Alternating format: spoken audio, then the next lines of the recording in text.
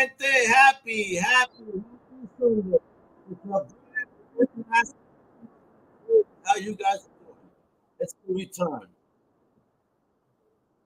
I am so happy to be here today, and I'm sorry for that feedback. You know what it is? It's technology. Anyway, let me introduce my co-host, the legend himself, the big boss, the one, the only Mr. Dave Elliott. What's popping, homie? How you doing? Wow, after that intro, I think it's downhill for the rest of this. It is so good to be back. It's so good to be back. Yes, it is. Yeah, it's been way too long. So yeah, so this is going to be more of a warm up one. Like I just want ease back into this. Take it easy, as we said in Nueva York. You know what I mean? Con un poquito take it easy, and that's how we're gonna do right here. Because of course, what we're gonna cover today, folks. You know what we do? It's our love and passion for independent comics, the industry, and its creators, right?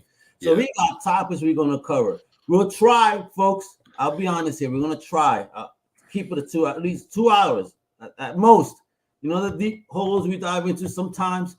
And of course, if you folks want to interact, please do ask questions or talk about your concerns as well. And maybe these are things that we could speak upon, you know, based on my experience in interviewing so many amazing independent creators, but of course, Dave's own experience in the industry itself as a creator. So I think there's a lot of things that we could definitely touch on that hopefully could help in the future, or at least open up avenues of discussion.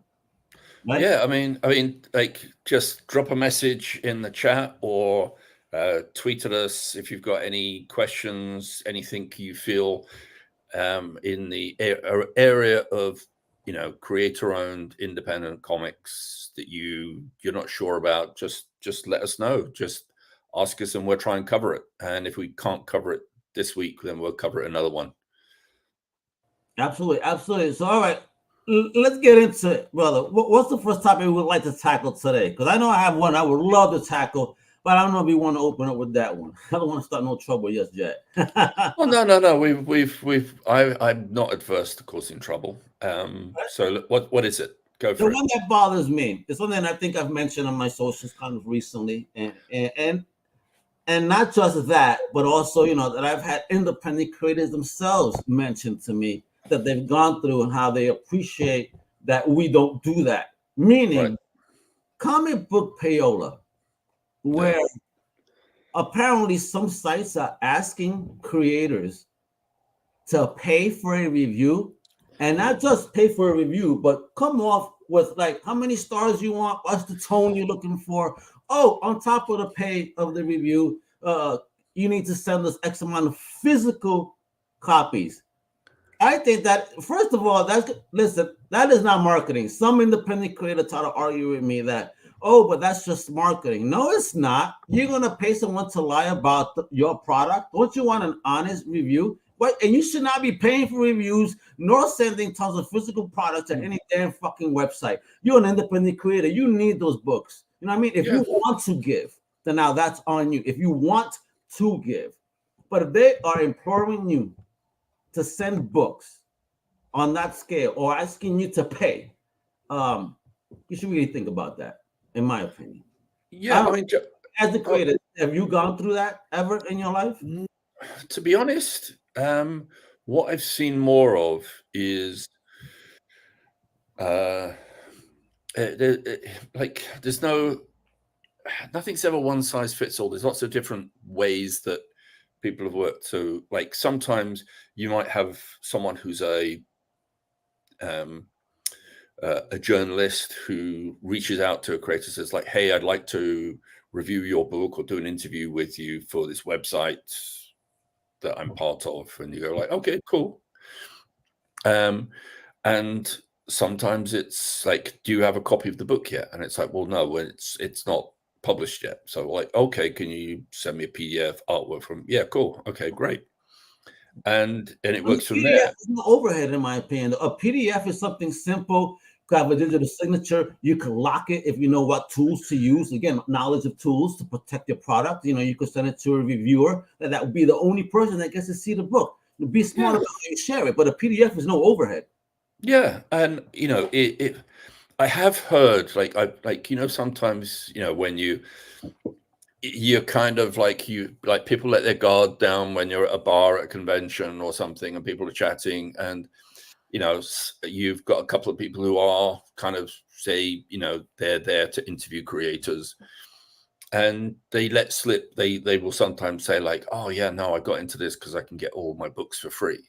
Oh my God. And so it's not. So Yep. it's not a case of they're not coming out to you saying, "Hey, look, if you give me a copy of your book, I'll give." No one. I can honestly say, no one's ever said that to me.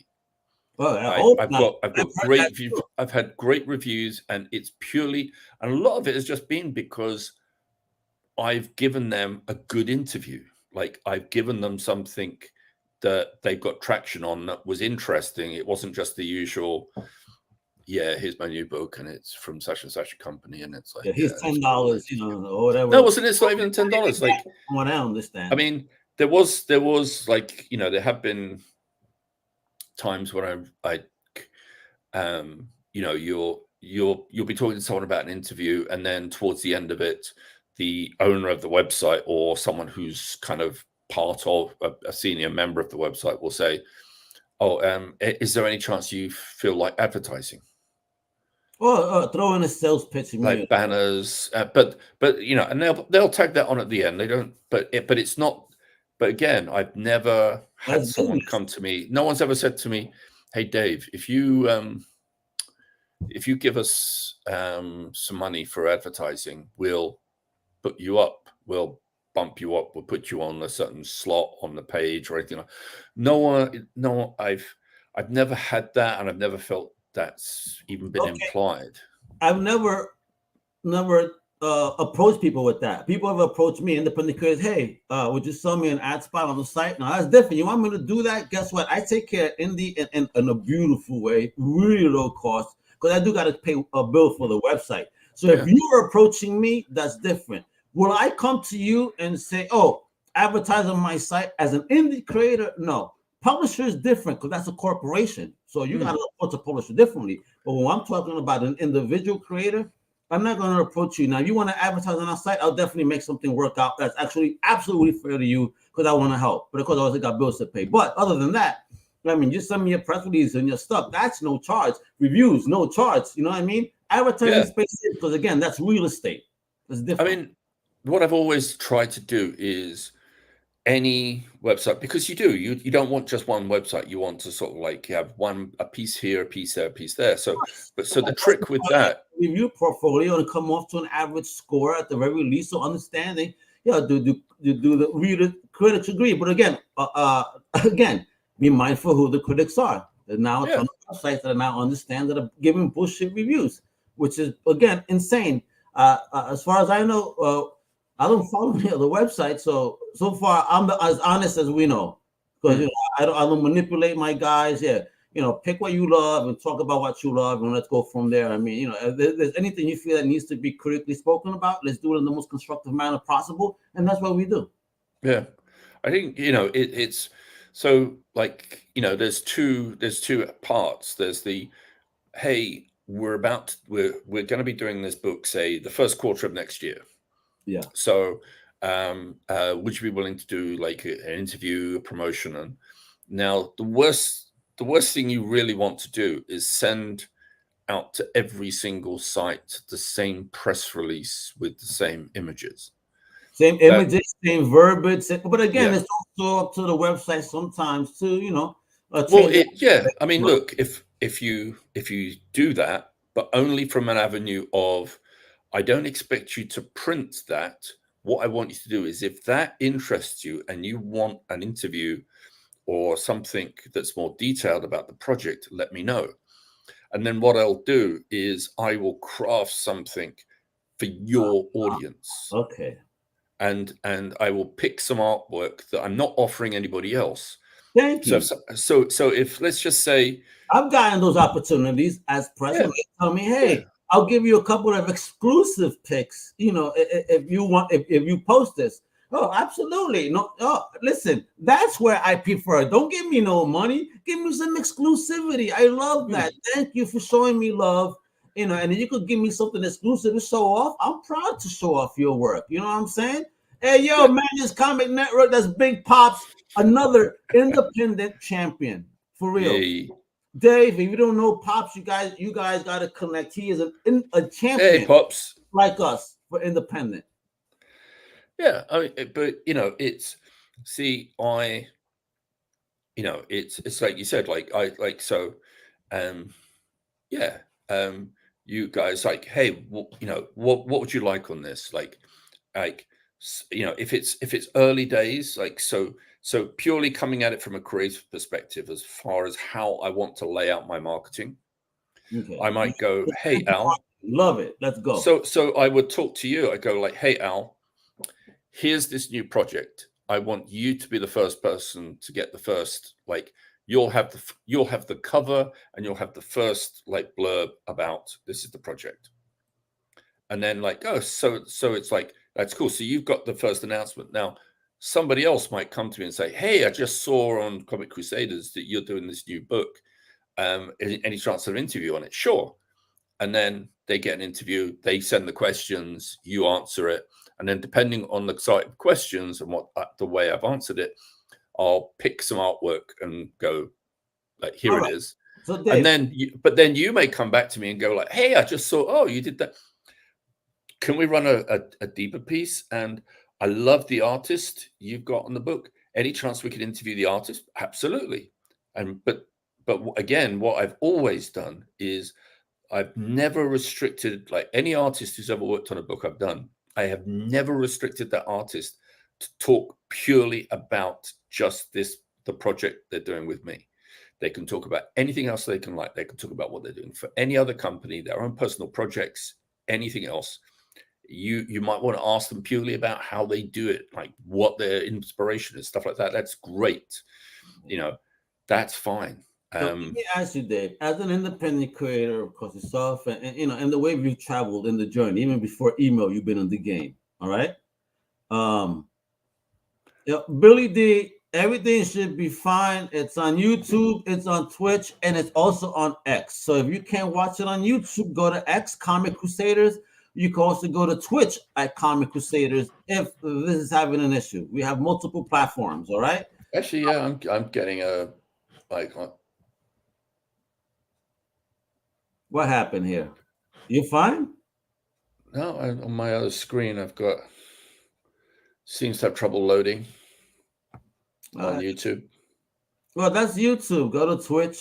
Go to Twitch or X. There we go.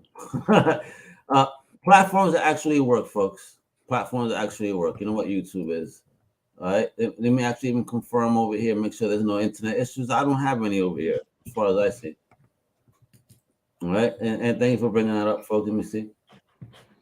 Yep, everything's fine on X. So go to X, so go to Twitch. Are you you recording all this? Well, this is on a stream, so of course it's being recorded at the same time. Don't you? Oh, cool. So even if people can't watch this live, they can watch it on the replay. They're going to be fine. Don't you worry. Yeah. And you see, Pedro says his YT is fine. Billy D just needs to reset his internet because we're crashing his bandwidth with all this wonderful knowledge. That's what it is, Dave. All right, so Dave, let me get back to the question. I see it up on my screen now. Yeah. So check it. It seems to have loaded now. So must be so many people flooding it to see it. Bro. We're crashing YouTube. All right. So, Dave, as an independent creator that's been actually in the journey even before email. All right. So, let's talk about, you want to be on marketing? Let's get on marketing. How did you even build a press list? How did you know who to go to? How did you feel comfortable in knowing how to approach them? I want you to think about this, you as a rookie here, just to help these other independent creators navigate this. You just started. How did you figure this out? Like how to approach, how did you the template, if you will, to contact, speak about the project? How did you figure out the keywords to make them interested in even trying to display? Because again, it's not just payola. I've heard about websites talking about, well, are you listed on Diamond? Are you on Lunar? Oh no, we can't talk to you unless you're on that, which I also think is bullshit. How can you not? These independent creators, one day are going to be on that platform. Please remember that, and maybe they're going to deny you an interview because you denied them their fucking start. You know, don't Well, I've be. also, I do remember one website telling me that they don't cover Kickstarters. So What? so they only cover the comics industry, I mean, Crowdfunding is the industry for the independents. yeah, What the fuck is wrong with people? Are you Kickstarter is probably these days. Kickstarter is probably the second or third biggest publisher of comics, or facts, like the platform in the world at the moment. So facts, they preach yeah, facts. How could a website be that? And that's where many amazing creators are getting their start now. yeah. Where the bigger, you know, whether it's a premier publisher, a big two, you know, a bigger independent company finds them through these amazing Kickstarter campaigns. I've been blessed in interviewing Kickstarter creators that have in turn now signed with bigger publishers. I'm so proud of them. I'm like, wow, I met them when they were just fucking starting, and boom, they're now with the big boys and girls. Well, You know? see that's like, the industry has changed so much over the years. So like, just think, and this is what I mean when there's like I look at, say, Marvel and DC, and nowadays, like, unless you're a polished creator, they won't give you the time of day. And that is, So what's polished? What's polished? I mean, in your mindset, I mean, having been there at one point, what is polished to them? well, to be honest, a lot of the time, the current editors just look at you and go like, your style reminds me of somebody else. Like your style fits in, like, let's just, and this isn't this on anybody that works on X-Men, but it's just the first thing that came to my head. So if you just happen to if you have a style that they think, do you know what? You've got a really cool style. It's not unique, but it's really solid and clean. And you look very similar in style to some of our X-Men artists. So if you were to do 4 issues of the new X-Men book, or one of our X-Men titles, it wouldn't look out of place. Like, people aren't suddenly going to go, whoa, what's this? Yeah. You're going to fit in. But that's bad too, because why would you want to fit in and not be unique in your artistry? Well, I think every artist that's tried to break in looks at what's like we've all been influenced by what's there. Oh, absolutely. So you kind of with an upgrade. oh yeah, but you it's like, it's like, as a creator, what are you like? What do you want to do? Do you want to do something? Do you want to do a Marvel or DC book? Do you want to do something that's more indies, what we previously would have thought of as Vertigo? Like, are you going to do you want to do John Constantine rather than Superman? Do you want to do something that's darker? Do you want to do sort of like, if you're that one who's leaning towards Blade or Dracula type books, or you want to do your vision of Frankenstein? It's like, or something darker. Or do you want to do something that's very sort of personal, slice of life? Like, do you want to be Jim Lee, or do you want to be Dan Klaus? Like, can I ask you here though, because I know in one of the topics we're going to talk about is page rates. Now, with all those different themes that we could touch upon, does that differentiate page rate because of the artistic style involved in the story? Or is the page rate a solid page rate regardless of the type of genre story it is? I think we've lost that period of, if you worked for DC, for instance, if you work for DC, you work for DC. It was, they hired you to do a 4-page story in the Witching Hour. You got the same page rate as whether you did Batman. Oh, really? There was, yeah. Now, you may be like, there's always been, if you're a particularly like big creator and they know that like they want to keep you, you might get a bit more. There's always been that, but generally speaking, the guy coming in would get the same page rate as the guy that's been already working for DC for 5 years. So that would kind of be. It's only been more in the last. Actually, it's probably the last 10 years now. I mean, it seems a long time, but when you've been around for a long time, it suddenly seems like, was that really that long ago? Poor Dave was getting paid in fucking stones, and now he's getting real cash. Yeah. It's like I get paid in chickens, eggs, and half slice of bacon. It's different now. You do have starter rates. You do. You've got companies like Marvel that. This is real. You have a starter rate. Yeah, you got starter rates, but you see, this is a starter rate, but this is from someone who has already experience. They've already, like, chances are, if you're working for Marvel or DC, you've already proved yourself. You've proved yourself somewhere else. You've proved yourself at either one of those two companies. You've done your image book. Maybe a big name creator. Can I ask you that if Marvel and DC are going to look at you, right?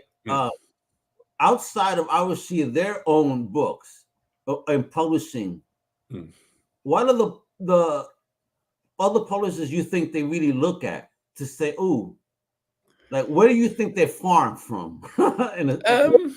Mostly.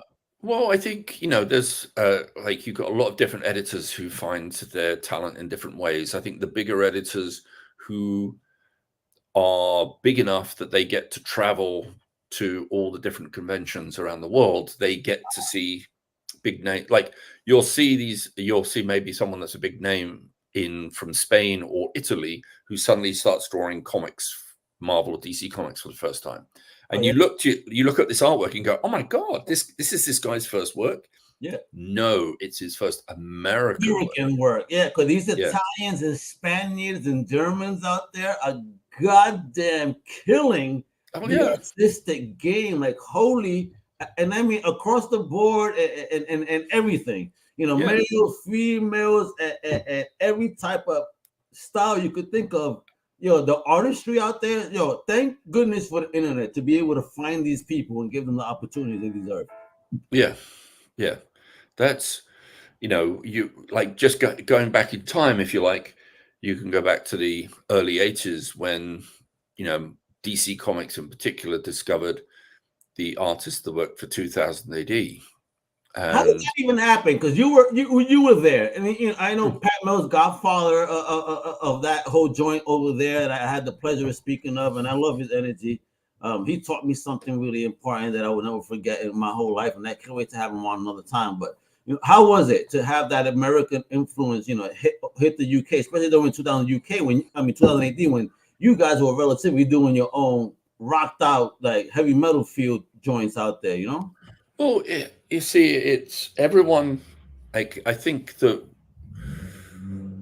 you go back to the 70s and 80s, and all across Europe, everyone had their own industries. Okay.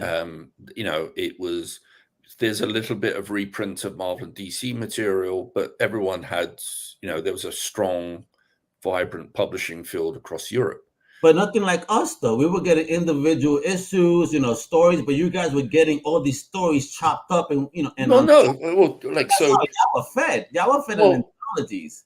Yeah, but Britain was fed, like, and so were a lot of other European countries. Crumbs, man, at a time. But you see, it wasn't crumbs because there was such we were raised on a variety, so we never got stuck in one genre. Okay. He's trying to tell us, we had more sazon. He's trying to say he's trying to say the UK was the Puerto Ricans, of comics, because they had a lot more flavor in their books. All right. Well, yeah. I mean, hey, like, look, you could pick up a comic and there might be a football strip in it, and then you go past that and there's a war strip. Then there might be very much a real slapdash humor comic strip, sort of on the lines of maybe Dennis the Menace type style. Then you go back to something that's semi-serious, like maybe a detective or a policeman, and or a futuristic. There's a science fiction story in there, and there was all of these in one single comic. and they all had 2 to 4 pages each. So you like, and the humor, might be several humor stories that might only have 1 page each. Yeah. And most of the serious stories were usually continuing, but because they were weekly, it was like you only had to wait 7 days to get the next one, and then 7 days to get the next one. So you were always getting fed. So how many lawns were you mowing in order to get those comic books at the time, bro? I wasn't. No, see, I don't know if for me, the big thing for way of getting enough money to buy comics was collecting tin cans and glass bottles. Word? Okay. How much is that in the UK? Because I did that as a kid too, to kind of get comic books and snacks. Open up the Hostess factory near us, so we would get like discounts on Twinkies and chocolate milk and all that good shit. Chocolate cow, folks. I remember that. Anyway. Well, the deposit was obviously it's a small amount when you think about it today. Yeah, it was for the 5 time. cents.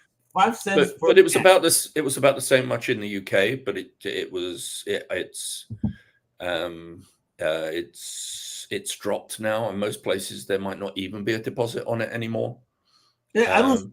They charge you for it still here in the States, but no, they do. Depending on the state, it's different in certain New states. York's But real, because I have seen Mexicans. No, I love my gente there. Much respect to them. Recycling kings, because I saw a homie start with nothing, and a year later he had a brand new, like at the time was it like 2019, brand new truck, all bought through the cans. Wow. See, I remember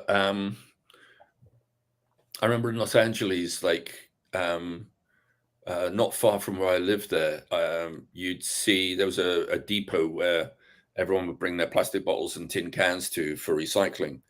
And you'd see someone coming down the road, and they literally they're pushing a shopping cart, but they had something like about 8 massive big bags of tin cans and plastic bottles.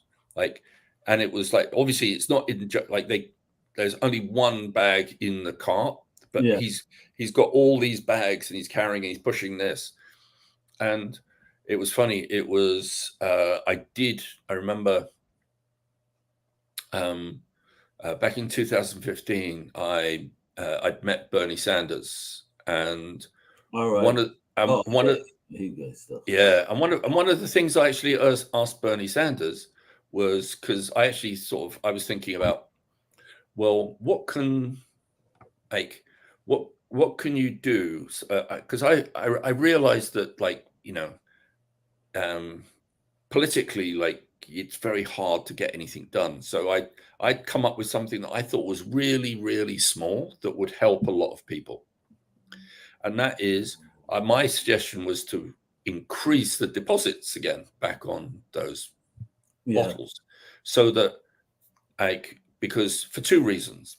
One, the people collecting them would make more money, because they clearly want to work. It's not like these are lazy slackers, because to get 8 bags of recycled bottles, that's fucking hard work, if you pardon my French. But also from that standpoint of kids, like people, when I was a kid, we got extra pocket money by collecting bottles and tin cans. Yeah. And also it would be, and also I think if you increase the deposit on those bottles and cans and stuff, people at home would probably be less likely to throw them out and recycle them themselves. But that's kind of like, so yeah, when I was a kid. Isn't that the journey of independent creator, right? Those guys represent all your stories, and you're pushing them out there, and you're trying to, score something, hopefully, and get it out there. So let me ask you here, what methods have you employed to collaborate with other creators, and build a supportive network? Because obviously, without a supportive network as an independent creator, where are you going? Well, there was one time I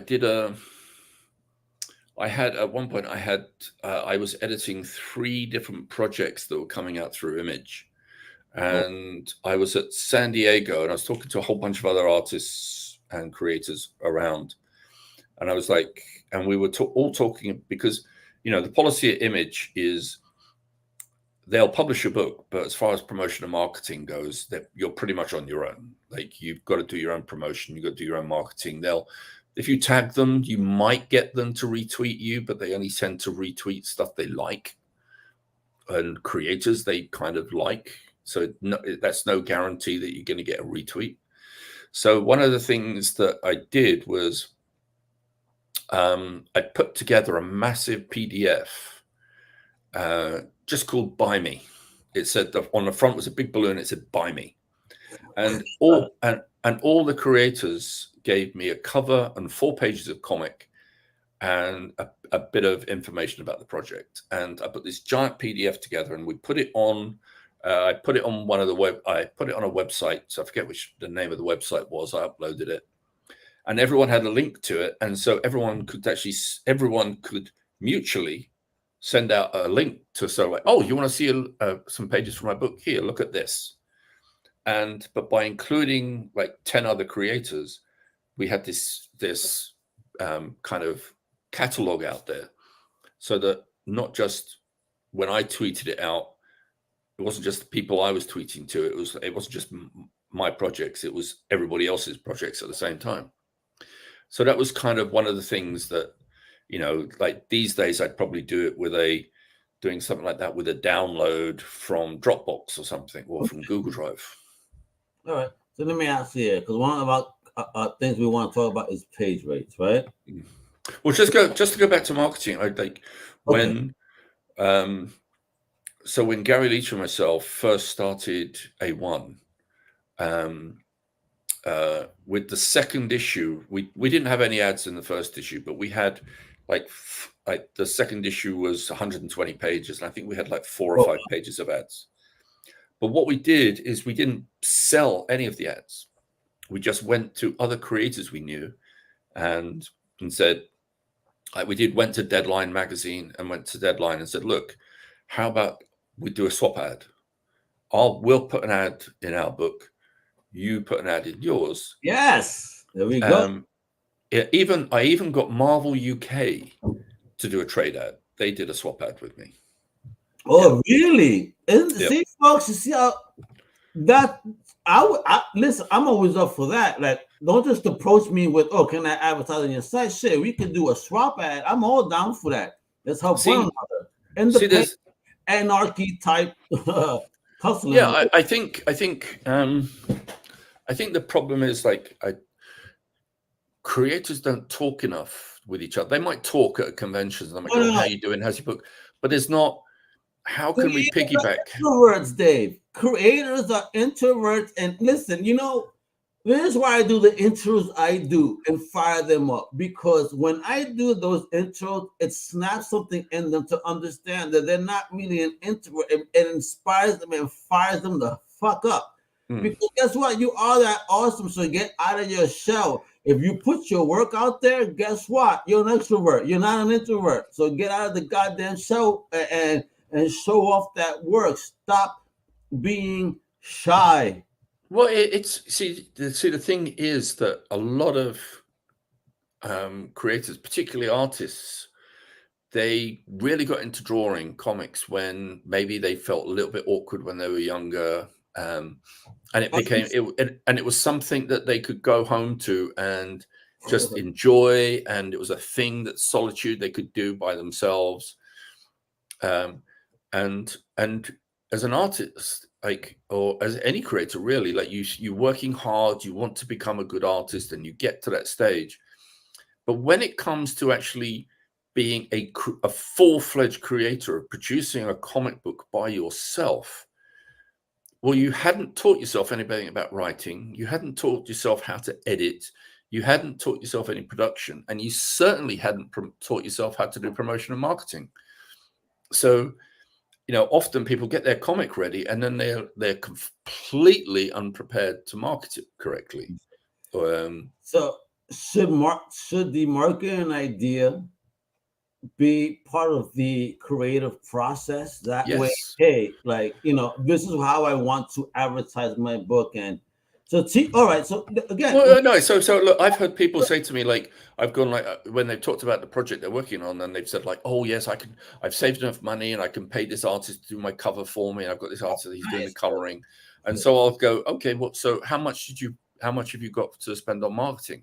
And they were like, oh, I didn't. I just got money for the actual comic itself. I said, well, I think you need to go out and work some more or do something to make some more money. So you've got a marketing budget, because whether it's you or whether you're hiring somebody else or you're paying for some advertising, even if it's just like, this isn't about sort of like giving sort of websites money. It's more about, look, you want to promote on Facebook and Instagram and Twitter, and the only way they're going to throttle your tweets or your promotions if they think you're selling something. So is this all right, Dave? Is that true? Artists, I mean, this way writers talk more than artists. Hey, no, I mean, look, I know equally both. The thing is, like, you see publicly, like you always see interviews, and it's the writer, and the thing is, like writing, the part of writing that's the hardest part is the development and getting the idea together and getting it all worked out, working with the artists, getting them they're doing designs for all the characters and things. But it's that initial planning stage of what is this project, working out, because you don't just come up with an idea and start writing page one of the script. You write it out, you write an outline, you develop all the characters, you create the world. That's a lot of thought, and that's a lot of effort. But when it actually once you've got all of that and you've got a tight outline, then it comes to writing scripts. The scripts, sometimes it might, like, depending on how fast you are at typing, that could be 3 days work. Oh, and that's the issue. However, the artist is going to spend all month, if not more, drawing that comic that you've typed out in 3 days. Yeah. So the writer then has plenty of time to do interviews and talk about the project, because the artist is stuck on the deadline having to draw. That is why you always see more interviews with writers, more videos with writers, because the artists, quite honestly, they're like, I can't, I'm late. I'm already, I'm late on this book. And they feel awkward. So there we go. All right. So, that's marketing, right? But I want to get into page rates, writers or artists or anyone else. Like, what's fair, man? I also want to understand this, because one day I would love to do an anthology project a la that 2000 AD style, but Crusaders, you know what I mean, with amazing independent creators. I mean, what's fair? Page rate in writing or page rate in artistry. I mean, help us navigate here. What you think is possibly fair, at least nowadays, based on all the different technologies we have. Because, I definitely later want to talk. I'm going to offer a whole bunch of free advice for you guys to move forward. I'm trying to get into consulting, and I'm going to just give you some fucking gems straight out. Like, if you don't do those, you won't succeed. Honestly. It's so, again, it's like, okay, what are the circumstances? Like, if I am the writer and creator and I'm going to be the sole creator, so that means all right. So you got your story, you got your shit, you built your world. Now you want to make it a comic book, and you're gonna go out there and search. What should you do as a writer to give a fair rate to an artist? And what are you looking for? I mean, again, you are your creation. Well, look, whether it's for myself, whether it's for anybody else's project, I always, whenever I read a project and I go out looking for an artist that I think will do that justice. Okay. I'm not going to go and find out. I'm not going to ask an artist if I'm doing a science fiction book, I'm not going to go out look necessarily for superhero artist or someone that draws a slice of life type comic. I'm not immediately going to go to them for a science fiction comic unless I know those creators personally, and I know they're dying to do a science fiction book. Like, Yeah. if you know, it's a good example was when I co-founded Radical Studios. One of the first books we did was Hercules, which eventually got made as the movie with The Rock. Yeah. Now, my partners were like, "Oh, like let's go to like whatever." I could list a bunch of creators we actually talked to, all of whom had at least optioned a movie at that time from their comic book. All right. And they wanted to go and talk to them. I was like, well, no, because that's not what this is. Like, you know, you go to someone who's maybe a horror writer or a science fiction writer or a superhero writer. That's not what Hercules is going to be about. Like, you know, you're asking someone to come up with a story that they're not passionate about. And like literally, and so they'd ask me, so like, well, who would you ask? And I said, Steve Moore. And they were like, who's Steve Moore? Is he Alan Moore's brother? Is he related to Alan Moore? And I was like, no. I said, but he is his probably his best friend. And I was like, oh, okay, well, I've never heard of him. And it was, and so they went out and spoke to 3 different creators who all were like, and it was, and I love it, the fact all 3 of them just went, why are you asking me to do that? I have no affinity for that subject. So eventually they were like, okay, like, so this Steve Moore guy, can you talk to him? And I was like, yes. And because I knew that Steve was a historian as well as a brilliant writer. So Steve could set it immediately. He could set it with a reality to it that none of these other people could. And they would have to spend 6 months researching it. And this was stuff he already had in his head. He's passionate about it. So he gave it a grounding that when anyone read it was like, oh my God, this is brilliant. And we literally optioned the movie off his outline. We didn't even have to show them any artwork. It was like optioned it. The sale went through after we'd had Weta Workshop do some character designs for it. And we had the first script for the first issue done by that point. Okay. But that's you go for who you think is going to do the best job. But again, it's like if you've got to be able to pay someone, and you've got to be in a position to like if you don't have much money, you can't really put yourself in a position. If you're saying, well, I've only got this much, but I want you to draw my comic. Okay, well, if that's all you've got, how much of the property are you going to give me? Yeah. And if I'm like, oh, nothing, I'm just going to pay you, and then if anything happens of it, I'll give you some more money. And they're like, and the artist should be, that's not good enough. Like there's like, you know, we've had there's certain publishers I know who built their companies up by promising you'll have royalties. If we make a film, you'll get money. And there was no royalties, and there was no film deal. Or if the film deal happened, the artist never had a contract, or it wasn't explicitly in the contract. Ooh, contract talk. Uh-oh. Well, yeah, I mean, contracts. Thing, bro. Talk about you shouldn't start work like even see if this is the other thing. You've got to have something in writing. And when you say writing, not just an email, but something actual legally binding. Yeah, I mean, but it has to start with an email. Like there's been so many times, like I'll give you like for anybody out there who's speaking to either a writer or a publisher or editor and asking you to do something. And you can write in an email, you can say like, okay, but like, can you please send me in writing what my rates will be, what my deal will be.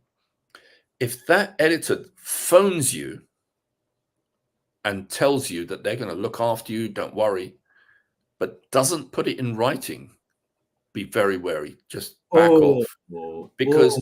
Because the amount of times I've known different people who you're talking to, they're happily email you something to read.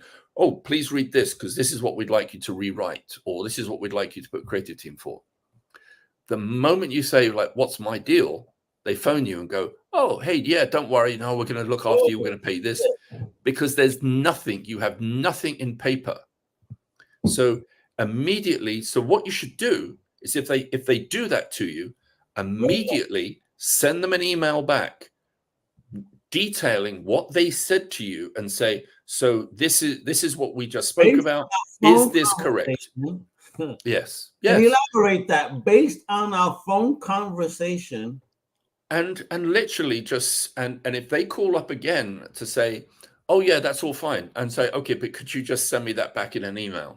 Please reply to the email. Thank you. Oh, you know what? Yep. Fuck that. At that point, I would start recording my goddamn conversation. Hey, we're being here just for safety's sake because you're not replying to the email.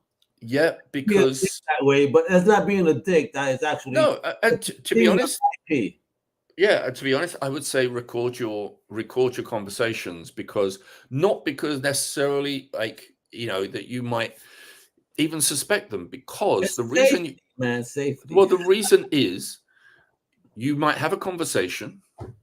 They send you a contract, and the contract reads really good, and you've forgotten yourself.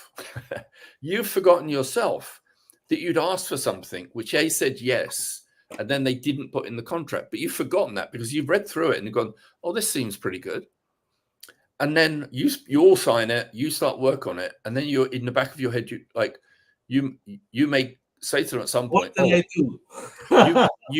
you said you'd do this for me, and like, yeah, no, it's not in the contract. You read the contract, it wasn't in there. But I asked you, and I said, well, no, it's not in the contract. I don't remember that. Bro, but why is that? Honestly, be real. Again, you've been in the game for a minute, Dave. This is why I'm talking to you about this stuff. Is that a very common thread that people are just so excited? Hey, I got signed, and they just fucking sign away their life without reading. I mean, okay. The other thing I will say is this, and I've made this mistake myself. I know lots of people have made it. So, like, you get the contract. Now, the contract could be, say, 12 pages long, and like a lot of us, we hate reading contracts. It's like, oh, it's horrible. But you gotta hold on, no, but yeah. Come on. but now this is the contract. Now they've sent you this contract, and you've had this conversation back and forth about what you want, what you expect out of all of this, what they're promising you. Now, often, so what you do is you read the contract, and you read the first 4 pages of it, and it's in Black's law language on top of it. So it's like, oh yeah, but you only you're reading the first 4 pages. Not even Webster's dictionary language, folks. Oh yeah, I want to tell you, it's Black's law. So look up a Black's law dictionary when you read these things, because the language changes. Well, no, it's not only that. So you read the first 4 pages because that is what you think is important to you. So what you're doing is you're reading to see if the stuff that you've asked for is in there. And that's all you care about ignorantly. Right. So you read that and you go, oh, great, that's all there. And then you look at the rest of it and you go, it's all just jargon, it's just legal speak, blah, blah, blah. Jumbo, it sounded like Charlie Brown. So you sign it, send it off. And then you do your book, and then it's like, oh, it seems to do really well. And then it's like, and then you go like, oh, where's my money for that? And they go, oh, we don't have to pay you that. And it's like, what do you mean you don't have to pay me that? Well, you signed the contract, you read the contract, right? On page 11, it says that in the circumstance of such and such, we don't have to pay you. Yeah. And the rights return to us. Yeah. So what? And the worst contracts I will say to read is probably, and the worst people I've ever had any dealings with is Disney. But I mean, you already see them. This is what they apparently known for. They, I mean, again, allegedly. Look. When Disney and Warner Brothers and all these other companies announce cutbacks, I'll tell you where they're not making cutbacks. Where? The legal department. Oh, of course not. Those are the ones protecting their ass so they could allegedly, take hands on IPs and do what they want with it in a way that is so disrespectful to the creative process that you're like, why the fuck is this happening? Look, again, guess what, guys? And again, look, even with contract. Look, even with great contracts, that's like one of the best examples I can think of is DC Brothers promised Alan Moore that if Watchmen was ever out of print, he could have Watchmen back. And so he's like, okay, that sounds like a good deal. Well, it's never been out of print, has it? Oh no, they're gonna keep renewing that shit until Alan dies, and then that's when you're gonna see a whole different shit even happen from even beyond Watchmen. No, they don't care anymore. They've already I think when they did Before Watchmen, that was just a sign that they was literally we don't care.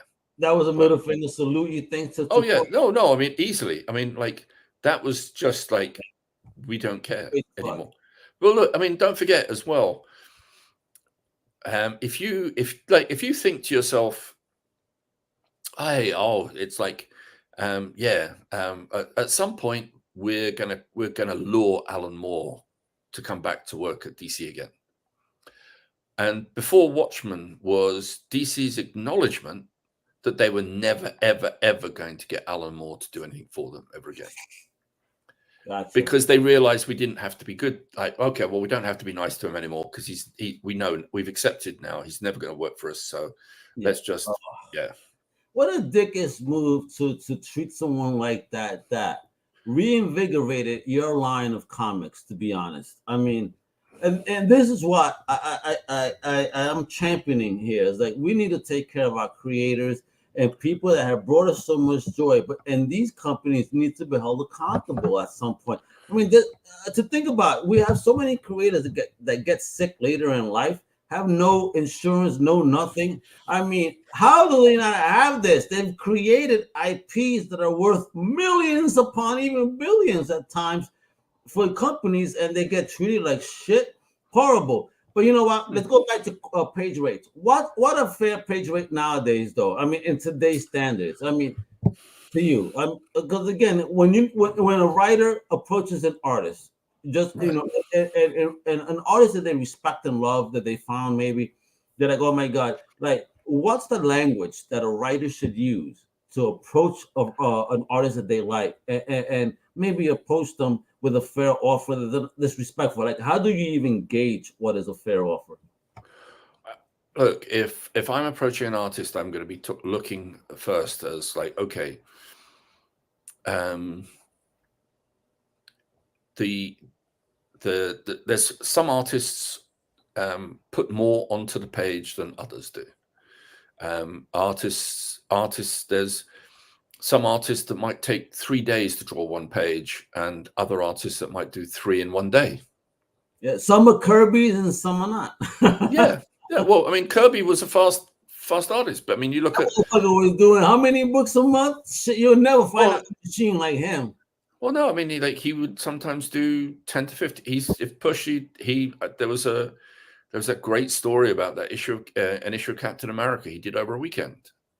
A weekend? Yeah. You telling me a comic book artist now that could? And he wrote it as well, and he wrote that issue as well. God, bro, see that? Salute and a bow to the king. May he rest in effing peace forever, because there will never show me another creative workhorse like that nowadays. I don't believe they exist. No, they don't exist, and I think it's. How much would Kirby get nowadays page rate? Honestly, at the speed that he works.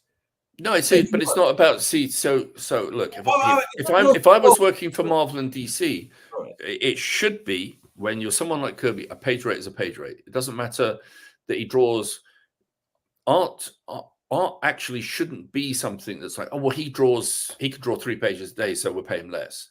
The only reason I brought that up was, as an independent creator, you need to be able to know that, like, if you have a budget, you need to be able to, when you're going to a creator, don't ask the creator who takes 3 days to do a page, 4 days to do a page. Don't say you're going to give him $100 a page, because that's insulting. But it's like, how can someone make a living, no matter where you live in this world now, by making $200 a week? No one, bro. Yeah, that's $800. That's $800 a month. You can't even rent the closet for that price, Dave. No. So I think that we've like there. I mean, I was reading something the other day. It was like something about 60% of working comic artists have a job, an actual job they go to, and like to make money. A job. I mean, listen, that's the struggle of the independent. It is. I mean, there's not, like, don't ever think of that. Don't ever think that there's any shame in that. There's not. It's not. The shame is in this industry not paying decent page rates. That's the shame. Preach. It's like, these people shouldn't. You know what? At the very least, if they need work, it should be part-time, not full-time. Because again, I know the industry is entitled and so much talent out there is very competitive. But at the fucking very least, there's a very major company whose actual policy is, they pay low page rates, but because they have a high profile, they tell people, you'll get more work, and when you sell your original art, you'll make more for it because you'll be selling artwork from our books, not your own material or somebody else's. F out of here, yo. Are you serious? And that's actual policy. Mm-hmm. How can that get changed, Dave, man? I mean, because again, artistry, the creative process needs to be effing protective. I understand that a publisher or whatever could maybe help you in ways that you haven't helped yourself, especially if you're afraid to. You know what I mean? So maybe, there are some positives in that. But damn, for them to now say that it's because our work or my work, why are they Stan Lee in this shit? No disrespect to Stan, but you know what I mean, is that there was times that he didn't create or really think, but just because he was in the presence, he stated that this is ours, right? I mean, I'm not lying about it. Yeah, I mean, what we should do is actually, like, I want you to pin that thought about Stan Lee for a second and what he thought he created, because I want to come back to that. Okay. But when it comes down to page rates, again, it's different. Like, so if you are a independent creator and you want to produce your own comic, what you need to do is, depending on whatever money you manage to raise, whether it's, hey, grandma died and left you 10 grand, like, oh wow, I'm gonna do my own comic. If that's how you're gonna do it, that's how you're gonna do it. But bear in mind, but you better call that after grandma too. Anyway. yeah. But what you need to do is you need to actually go to the anyone you work with, and like don't try it, because you think, wow, I've got 10 grand. Okay, well, 10 grand, when you start paying page rates, that's not a huge amount. You might be able to do a one-shot comic, like a 32-page comic. You might be able to do that with it, but you're not going to be able to keep any of that money for yourself, because you're going to be paying that entire 10 grand out in page rates to penciler, inker, colorist, letterer, etc., unless it's someone who can do it all. But even so, you're giving them, you're paying them 10 grand to do that. You still have to have the conversation with them about, okay, well, you're doing this work. If this comes of it, like what are you doing it for? Like, are you doing this comic so you can do more of them? You're hoping that you'll get enough revenue in. Okay, are they going to get first offer to draw the second issue? If you raise more money, or but again, if something else, if lightning in a bottle happens and Steven Spielberg calls up and says like, or Christopher Nolan says, I want to make a film about your comic, how much of the money are you going to give to the other creators on it? Yeah. And when that, and should you be in the position where you can actually get, it's based on the graphic novel by such and such. Okay. Are you going to have the artist name on? Are you going to push to have the artist name mentioned on there as well? There's things that you can do. There's things that you should be thinking about, because it's not you. It's not just you doing this. It takes a village, as I've always said, folks. It takes an village. You know what I mean? And again, unless you are extremely talented, you can't be a writer, artist, inker, colorist. You know what? And those type of people are very few and far in between that are blessed to have that type of patience and skill, to be honest. But when you work in this collaborative effort, yes, it takes a village and each person matters. Yeah. And show that. So, all right. So I love that. So you said for me to pin that point. Okay. So let's, So, and again, this isn't about Stan Lee. This isn't about, we're not disrespecting. We love Stan. No, it's like Stanley Stanley did some amazing work. He also took credit for some amazing work that wasn't his. But what I wanted to say was, that editors, like I've over the years, I've learned to understand where Stan Lee comes from when he says, yes, I co-created something. Okay. And I've seen it a lot in film, working with several film producers. So when someone, like, because sometimes you might, as an aspiring writer, you might go, hey, what do I pitch you? And they might go, well, here's what I'm looking for. I'm looking for something that's, X-Files meets the X-Men. And they go, oh, okay. Oh, wow, I've got an idea similar to that. You know what? Is it okay if I write it up and I send it to you? Yes, please. You do that. Now, because the producer you spoke to gave you the parameter, he now thinks he's co-created it with you, because he said, I want something that's X-Files meets the X-Men. And if that's what you've delivered, he's going to want to take co-creator credit for that. Yeah. Okay. And so instantly if he likes it and he wants to I'm going to produce this, because now he considers himself co-owner in it. And I think that's what Stan would do. So even if it was like, Stan saying to Jack Kirby, hey, I loved what you did on Challenges the Unknown. Give me something like Challenges the Unknown. And he comes out with Fantastic Four. And, that's... I got to know, then, can that be challenged, though, in the topic of creator rights? Someone, just because they're standing next to you or something, can that be a challenge?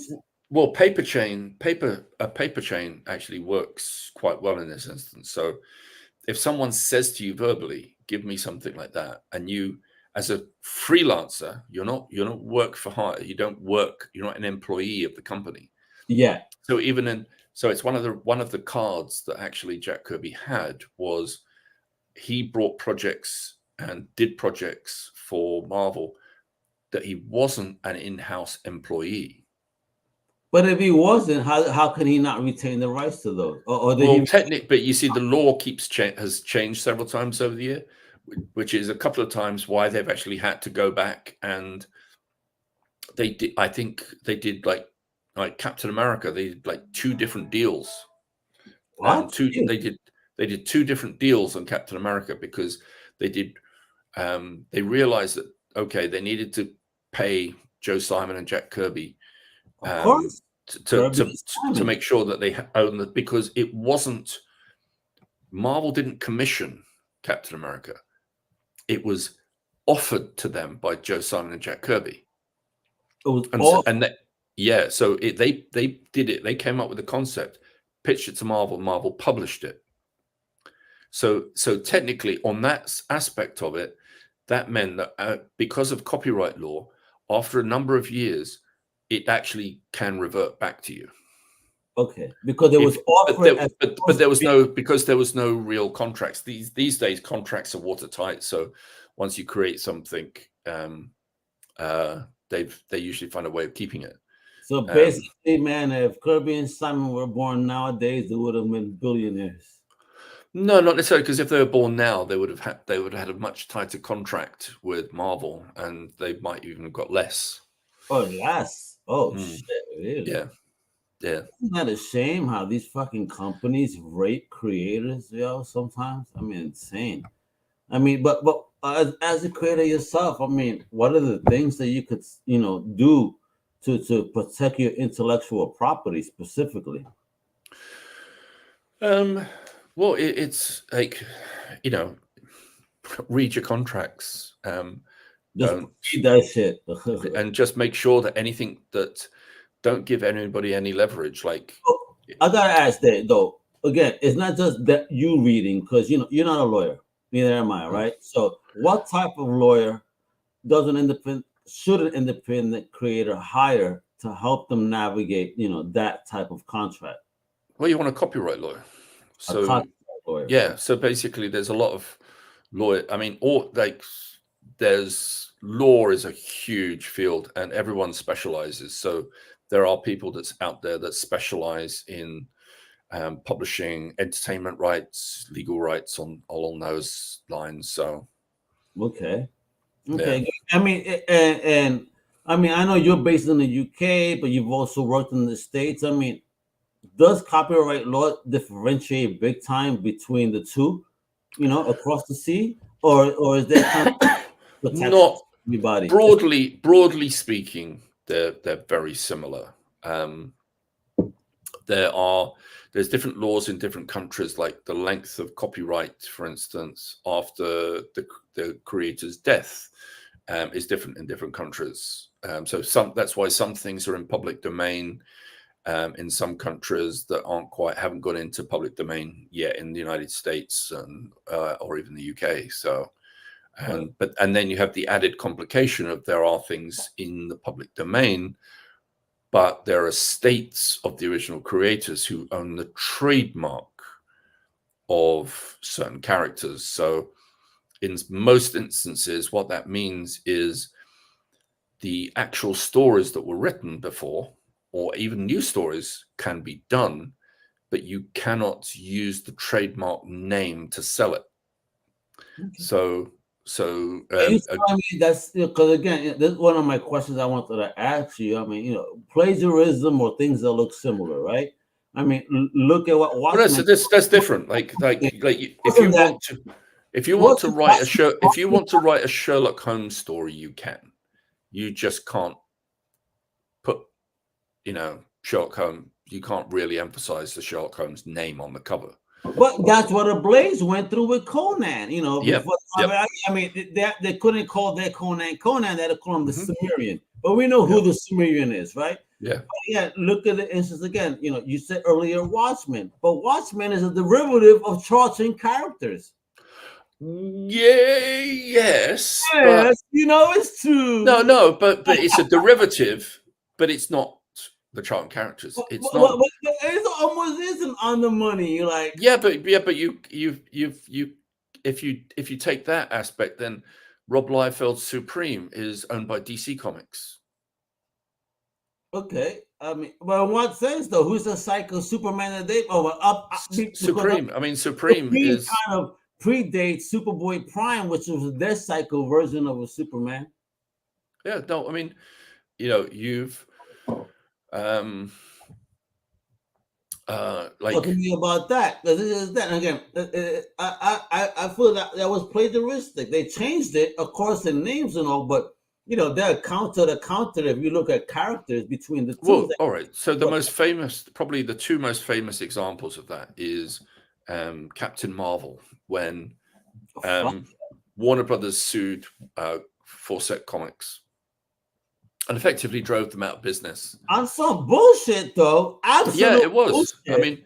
I mean, the thing is that if you look at something like Rob Liefeld's Supreme, that is closer to Superman than Captain Marvel was to Superman.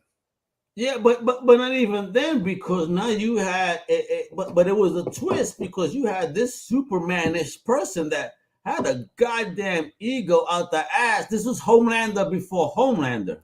Well, you also had, so there was a lawsuit in the very early days of Superman, because he was considered to be a ripoff of Doc Savage. But we know that's not true, though. I mean, no, it was actually, and it was, because the original designs that Siegel and Schuster did to pitch Superman had Superman dressed as, literally, he looked like Doc Savage. Oh, really? Oh, I didn't know that. Same pants, same torn shirt. They just called him Superman. Yeah, they were kids, so I don't blame them. But then there was also trouble with the author Philip Wiley. Philip Wiley's lawyer, they, I think, also had a suit against DC Comics because Philip Wiley was the writer and creator of the book Gladiator. And Gladiator was kind of the first superhero. He was, his father was a scientist that experimented on his own wife when she was pregnant with him. So really? Yeah, so when the character Hugo Danner is born, he's born with super strength because the scientist injected the embryo when he was first conceived. Nice. And when he was born, it's like as he grew up, he became someone who could lift a tank. Yeah, dude, I like this story better for Captain America than anything else. Like, exactly. So everything comes from, and then you look at, well, what was this like? Okay, so let's look at the idea of, I have a character. He leaves one planet, goes to another one. When he's on this other planet, he finds he's stronger. He can't fly, but he can leap tall buildings at a single bound. Who am I talking about? Of course, you meant not Hulk. No, I'm talking about John Carter. Well, oh shit! Look at that. Yeah, the Warlord of Mars. And so John Carter was before Superman. Okay. And what is Superman's origin? Somebody who left from one planet to another. When he gets there, because of the gravity there, he is able to leap tall buildings and he's stronger. Yeah, man. Crazy, right? Yeah. So again, Superman is a mixture of it. And again, they added elements from all of them. So basically, it's like it makes it harder to sue in a way. It's like you've created a character that was a bit John Carter, a bit Gladiator, and a bit Doc Savage.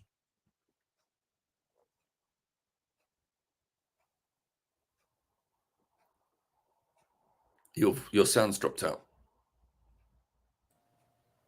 All right. I'm going to put you on big screen for a moment, but this is what I would like you to answer for me here, right? Mm-hmm. How do you leverage content creation and storytelling to engage with your audience and just grow the overall brand of story that you're trying to share with us?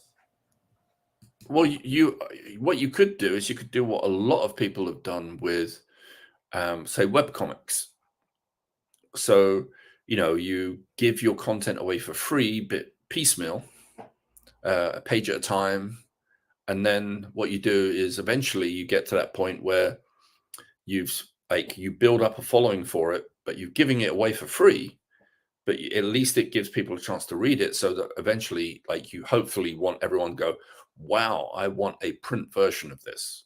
Or you give away the first story for free, say do it on, you can set up a Facebook page, a fan page, and do it that way. And then hopefully you'll get a certain amount of likes, get people commit, then maybe take it to a Kickstarter and do a Kickstarter. But at least people have known, they've read what it is.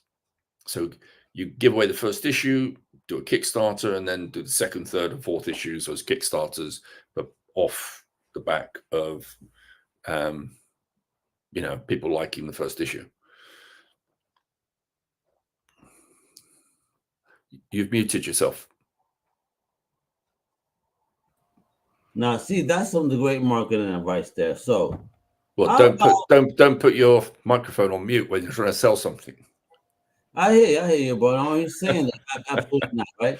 But with that though, how do you leverage content creation and storytelling to engage with your audience, and then of course build a brand? Coming from that again independent perspective to hopefully help others understand what they may need to do as they're building their new story or their new project.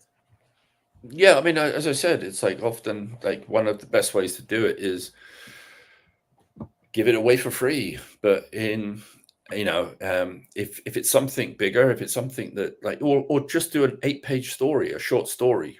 And so rather than going for your full epic, do an 8-page story and then put it on your own Facebook page, a page a week for 8 weeks.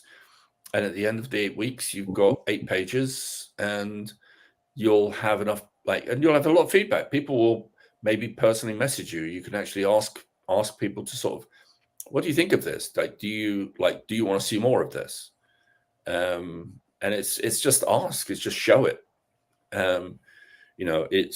That's probably the best and easiest way of, particularly,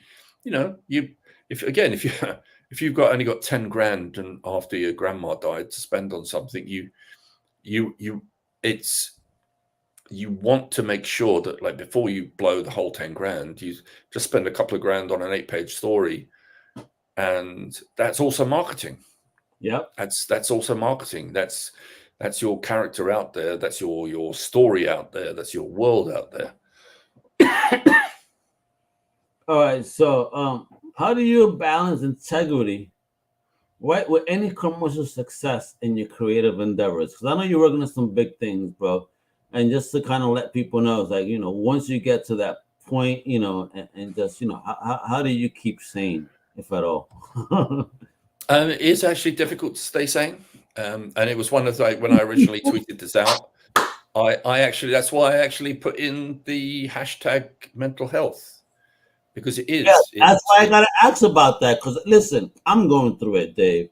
I mean, I have this beautiful website, but I have so many people reaching out to me. I want to help each and every one of you. My man, do I get overwhelmed that it puts me in a spot like, oh shit, how am I going to manage this? Some of my, a lot of the times I am by myself and doing what I do. Like, how you do it. I mean, like, the thing is, like, that's like you've never been shy. Like, the one thing I never think of when I talk about you is, like, you cannot say Al Mega is work shy. No, I'm not. It's like and like 7 days a week. I feel that if at 3 o'clock in the morning I send you a DM, 5 minutes later you're replying. He did that shit the other day, folks. He's like, "You're up." I'm like, "Yeah, I'm starting my day job. I work UK hours, baby. I'm living your life." Yeah. So yeah, it's it is tough, and one of the things I'd learned is, in fact, again, I learned it again recently. It was, I took on a small job last year. It was one of those things that, like, the freelancer mentality where you've got, like, you're offered a job and you go like, yes, I'll do it. Yeah. But you've already got a ton of work on already. But it seemed like a small job. So it was just like, I was, somebody who I thought was a friend of mine, I'd known for some time, had said, "Hey, Dave, I've got this opportunity." Okay, opportunity. And because I knew him well, my red flag didn't immediately go up. Yeah. And he goes like, "I've got this video game company and they want to do some comic strips. of their video games, and it's like they don't even want to do print. It's just to sort of like it's giveaways for their video games, and you know, like, so it's like you can, it'll be for their various platforms. So it's like, okay, so, and they want to start with one and then see how it goes. So I was like, okay, so what they're looking for? Oh, like a 10, 12 page story. Oh, okay, yeah, okay. So they gave me what the budget would be for this 12-page story, and it was a reasonable one. So I was like, okay. So it was expected that I was going to co-write it with this person I was dealing with. I would edit it. I'd put the creative teams together. I would work on it all, help design the characters, all of that. But then I started being pulled into various conversations about creating a Bible for the characters. You know, we're creating new characters outside of the video game. And so I literally went to this guy's house for 2 solid days where we worked out the most part of the backstory, worked out some ideas for what the story, this 12-page story was going to be. And what he would do is he would go to the video game company, and every time he came back, he would have like 10 ideas from them that they wanted to see in it. And rather than, because he didn't know anything about comics, he would go, okay, yeah. So he would send me this outline. I'm going like, this is a 60-page story. Like, you can't possibly fit half of this in. And so eventually they found an extra $5,000. And I said, like, well, we still can't fit that in. So it became like, we settled on a kind of a story that was going to end on a cliffhanger, just to introduce this character that was a iteration of their main video game character, but before he became that character. Yeah. So I was like, okay, but I said, like, you understand, right? It's not 12 pages anymore. The script we'd settled on was 28. I said, everything is like, this is more than double the costs. And they were like, and he was like, yep, no worries. Yep. Great. Okay. So we're about done. We're almost done with it. And I sent one of my invoices in, and he comes back and goes, oh, this invoice is more than what you're owed from this project, left from the project. And I said, what are you talking about? I'm still going to have another invoice I'm going to send you after this one. Mm-hmm. And he's like, no. And he went back and he said, this is your rate. You told us from the beginning, this was your rate. I said, yeah, that was when it was 12 pages. It's now 28 pages. And I've worked on your Bible, and I've helped you create characters for this. So, yeah, and I said to you, this is going to cost more than twice as much. So I'm going to be billing you twice as much, and I still am giving you my friend and family rate, which sometimes often come to me and ask, like, hey, can I have a friend and family rate? Which is what he did. You know what, Dave, you got to stop doing that. So it's this guy killed me for that. This is one of those examples where somebody did something to me where I was going like, you know what? I'm never going to offer this deal to anybody else ever. Never. You shouldn't. Because so at the end of the day, I put this entire thing together. I helped build this Bible up, and he turns around to me and says like, oh, it's just going to be my name on the writer's credits. I said, well, why? What? Yeah. And I said, why? And he goes, well, I thought that's what it was. You were hired to be a consultant. And I was going like, consultant, motherfucker. I mean, you worked and I got it your work. But if I did the work, you ain't do shit. Fuck so if you want, so I said to him, so if you want me, what? So, okay. So shall I tell you what my consultant rates are then? So I'm going to invoice you separately. Can I do that? Well, no, this is what I expected for that fee. I said, no, I told you. Let me clarify that. Fuck out. But you see, the thing is, because I trusted this person, I was like, you know, and it was like 10. And again, this is what I mean about even the little jobs, even if it's only 10, 12 pages, you have to get it in writing, get a contract, because the thing is, you can still get screwed. And what should have taken 3 months to do took 14 months. I want to beat which this also person. disturbed all my other work. So it really, so even though you think, oh, that's a good rate for that little tiny job, it's going to be more. So Nah, bro. be careful. Fantasizing of clotheslining this person for you. You Yeah. know, just you come up out there, you screw my boy. Out dare you? Like, are you stupid? I Do know. you know? And he honestly, to this, They're not even stupid. now, They're, he it's still not that they're thinks stupid. he They're when was in the they're right. forced. He thinks in the right, and he thinks that he was right. He's like, he can't possibly see it. And I said like What the fuck? I said, if you look back at that script, there's probably only about 15% of your words in it at most. You see, oh But my, but it was like, but that's your job as an editor. No, my job as an editor isn't to rewrite everything. no. I go through it. If you Yeah, want me to create some new shit, now you got to pay me. yeah. So what I did was that, like, I wanted to make sure, like, you know, the problem is about doing stuff like this is when you've brought together the creators, the artists, and the letterers and everyone else to do it, you're now in the position of, if I end up being that guy that's like, and that stops the project dead because I'm not getting the deal, and I could potentially stop it and no one getting paid. And they'd already, like, literally, when we'd invoiced, the first invoices they paid us in a week, less than a week. When we finished, it was their invoices were suddenly, oh, we don't pay, it's 30 days payment now. Fuck you, yo. And it was just like, I you know what? You're paying me, son. Don't make me go to go to your house.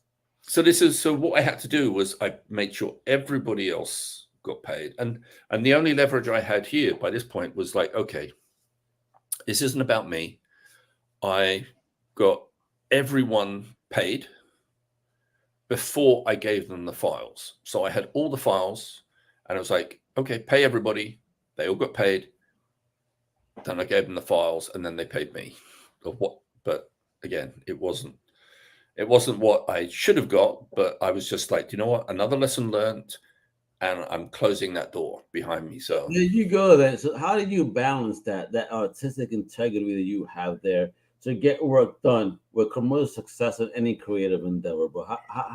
How do you keep that, bro? Because I mean, I'm gonna come off thuggish. I'm gonna want to go to their house and collect. You know what I mean? It's like, yeah. How do you keep that integrity and that patience, my brother? Well, as you get older, you get to the point where it's like, do you know what? We may have had some good times. We had some good dinners, maybe some drinks or stuff together. But do you know what? None of that was worth it for me to stay in contact with you now. And you just close that door. So if that person comes knocking on my door saying like, oh, hey, look, sorry about that, but hey, can we do this together? And I promise you it'll be better this time. I'm like, no, absolutely not. You had your one, you know, it is that thing of like, not, you know, in the past I would give somebody a second chance, but mine now it's like, no, you don't get a second chance anymore. All right, there we go. There we go. All right, so let's talk about maybe some solutions, right, for expanding IP, especially at no extra cost, right? You know, well, in this last half hour that we have here. So one of my biggest things, of course, is collaboration, especially with independent creators to cross promote. Right. How do you feel about that? You know, to expand some reach. Well, that goes back to, in a way, that goes back to what I was saying earlier about under marketing. When, you know, if you're actually producing a physical, even actually if you're producing a digital comic or a DVD, a PDF rather, comic, you can still add some promotion in for other people. If you have a newsletter, talk about other projects from other people, other creators that, like, you see it a lot. I back a ton of Kickstarters, so. You know, I always like it when I see in a newsletter someone going like, hey, here's the update. We've wrapped production on the book. Here's this done. It's going off to the printers. Oh, and then by the way, we want to highlight this project from friends of ours. We really think it's worth you taking a look. And there'll be another Kickstarter below it. And then Kickstarter automatically adds 3 or 4 other Kickstarters along the bottom of the newsletter anyway. They do that automatically.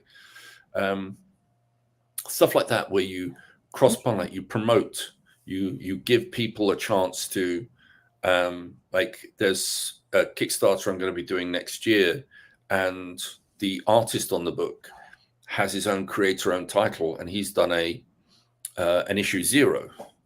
Well, what I'm going to do is I'm actually, just to help promote it, we're going to give away a PDF of his issue 0 along. So anybody that we can reach that he hasn't already reached will get at least see an issue 0 of his book, to get that out there.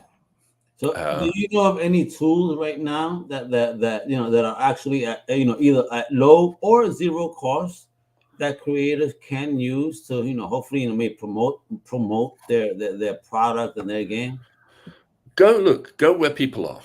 So basically, like your best use of your time. Let's just say you've got no money, you've got 0 money, but you want to start growing awareness.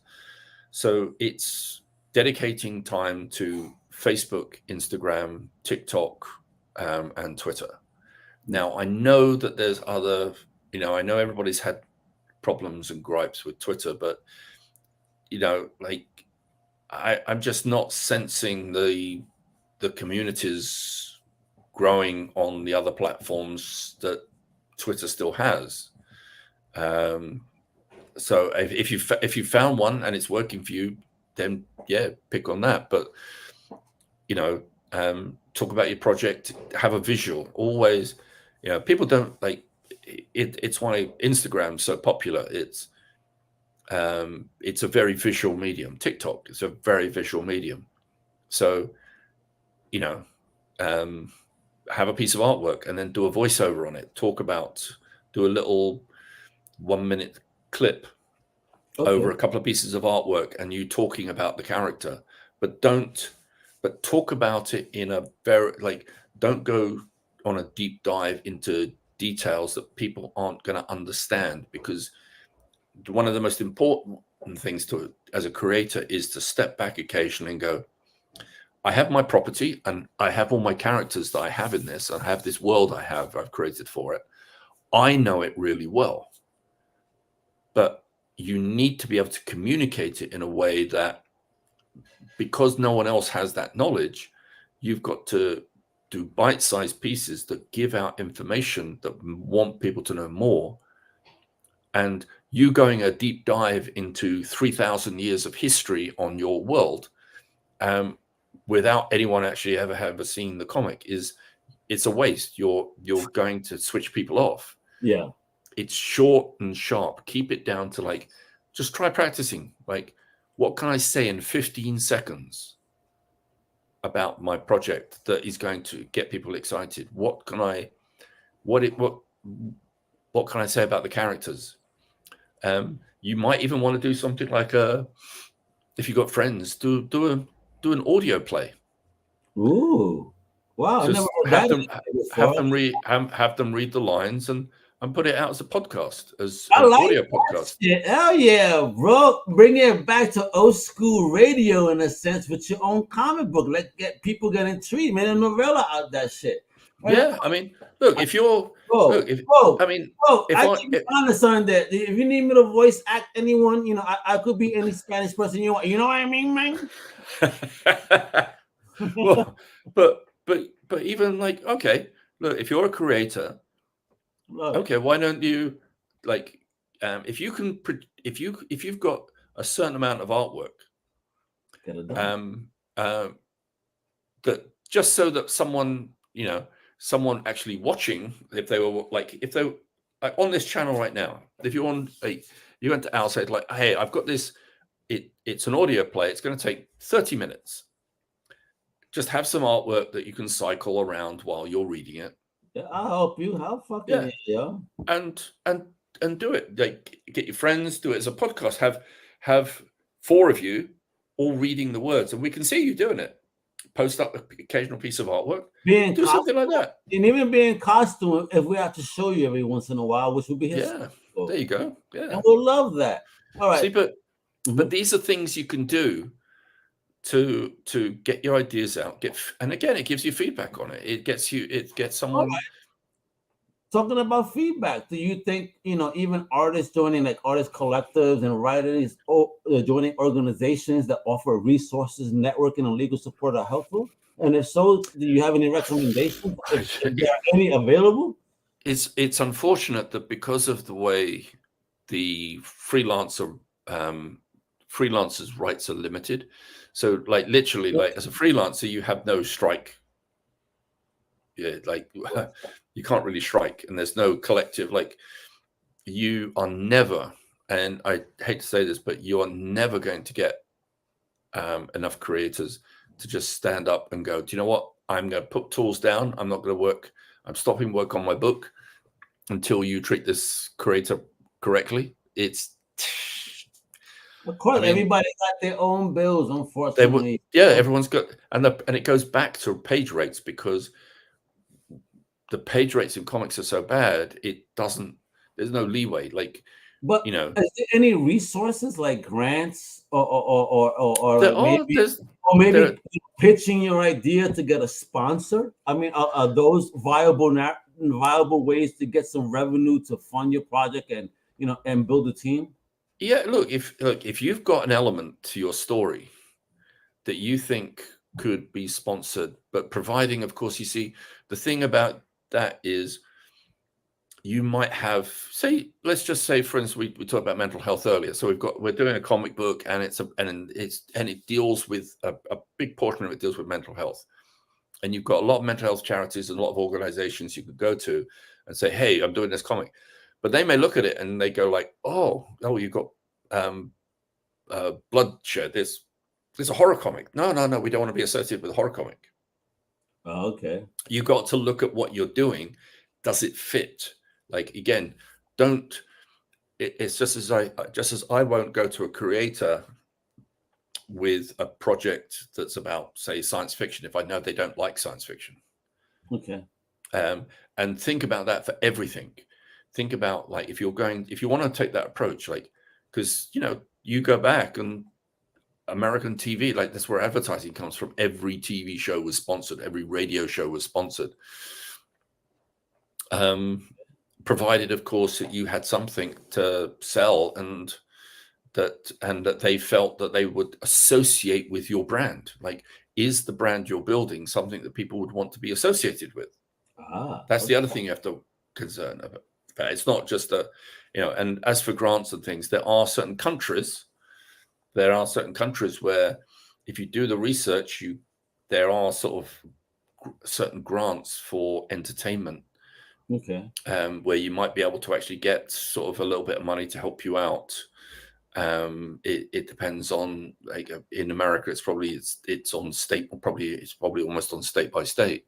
Well, I'm sure it is over here, and again, and unless you're following the narrative, you probably won't get shit anyway. So, well, again, like, see, there's a lot of benefits that you can get. Like, even there's benefits that I know that people can get who, like, if you're disabled and you're unable to work or work a full-time job, there's certain benefits that are available. But the problem with those is they only tell you about them if you ask for them or do the research to find out if they're available. As with anything in the States, they're not going to give you nothing. You better do your homework. They might have them, but it always reminds me of Hitchhiker's Guide to the Galaxy, when the Vogons come to destroy the Earth because for a bypass, and when everyone's going like, but we didn't know, and the Vogons say, well, it's on our Vogon homeworld, and it's in our main council building. It's in the bottom. It's in the basement. Like, the plans are there in the filing cabinet. If you why didn't you go and look? It's right. It's that thing. It's like, if you don't know it exists, you don't know, but you can. It's worth Googling. It's worth asking around. It's but yeah, you come from the old school. I'm not trying to age you here, but how viable are mailing lists though? Email lists? Do you think that's still something viable, or is it still, or right now is it just a heavy concentration on social media to promote your project? Well, I think, like, by all means have an email list, but I think most people, like, once you're at a stage where you've got a project out and people like it and you've got a following for it, then a newsletter is invaluable. Like one of the things that, as someone who buys more, I would say 90% of the comic books, graphic novels, and art books I buy from Kickstarter now. Oh wow! So I get, if there's a particular creator, and like big creators are now on use Kickstarter as well. They are. Yeah. So Sean Murphy's got Zorro out right now, which has just broken. He's just gone through $250,000. Jesus Christ! Look at that. That's what I'm saying. Though a lot of publishers, that specific project is not a creative project, but a publisher project on Kickstarter. Yeah. So you have even publishers going to these crowdfunding projects to fund, their Lex project, which is crazy to me. How did that even formula come about? Instead of the publisher funding like they used to do, they expect us, the fan, to fund the next story. Well, it's no different. Like think about it as the backer for a Kickstarter now is almost taking the role of the consumer and the retailer, because the thing about the comic book direct sell market is the retailer's the one who takes the risk. He's the one who actually has to place an order. It's non-returnable. So if you deliver something that's like, yes, it's like literally you've got 3 lines of text and an image for the cover, and if they think that cover is going to sell 30 copies in their store and it sells 5, they're left with 25 copies on the shelf. And they can't send them back, which is it's always the burden of the retailer has always been hardest, and a lot of publishers they screw them even more when they go like, oh, okay, well here's this book by and the variant, we've got a 1 in 1,000 variant cover by such and such a creator. So you have to buy 1,000 copies of that book to get that cover. Well, you're not going to put that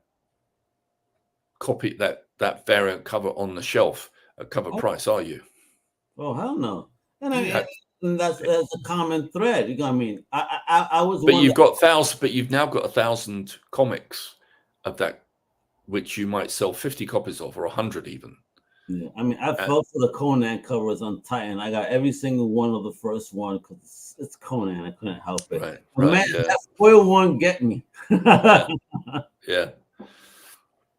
But I love it. I ain't letting that one go, folks. If you want some Spawn comments, I got the whole shebang. Like, that's right. That's right. But it's gonna cost you bank because I got crazy variants, and these things are not between 9.6 or 9.8. So you're gonna make your money back in no time. Don't be fucking around with me or giving you some bullshit. Many of them still unread. Oh yeah. Many of them for real. Because listen, I'll be honest, I'm a busy man. This is why I want to let them go too. I'm doing an injustice to what I'm collecting. So, what about hosting maybe virtual events, webinars, and workshops in this whole new world nowadays? With the advent of the internet, what do you think? Does that help a creator? It helps a creator, but more when you're established, because there's so many established creators doing that. Like, okay. I mean, I don't do it as a nobody. Kind of get an audience.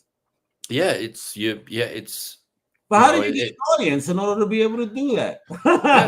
Yeah. It's like kids that complain nowadays. Yeah, I graduated, but they won't hire me because I have no experience. But I fucking graduated. So this is kind of the same thing. Okay, so I'm in the business, but nobody's gonna follow me because I'm new. Like, what can they do specifically for growth? All right. So, like, if you're an artist, it's probably slightly easier because, I used to be very active on the website DeviantArt, and I honestly don't know what that community is like anymore. So I can't speak for that. But it used to be something where, you take the principle of if you're an artist and you want people to look at you, you basically draw well-known characters. So it's you do your versions of Captain America, Superman, Batman, Iron Man, Wonder Woman, Sailor Moon, whatever you want to do. You do your version of that character, or you might even have, Sailor Moon versus Scarlet Witch or something. It's like that crossover image that, and be inventive, come up with some ideas so that people look at it. And then, and if you keep doing that, like Wonder Woman versus Terminator, it's like, yeah, do that. And then eventually people will, and then if you eventually start posting your own artwork of your own characters, people will go like, wow, that's really cool. I'd like to see some of that. And it's the problem. The thing is, it's a long, hard journey. It's very rare to just put one piece of artwork and suddenly find like, oh wow, I've got this massive fan following. I'm going to do my own comic series now. It's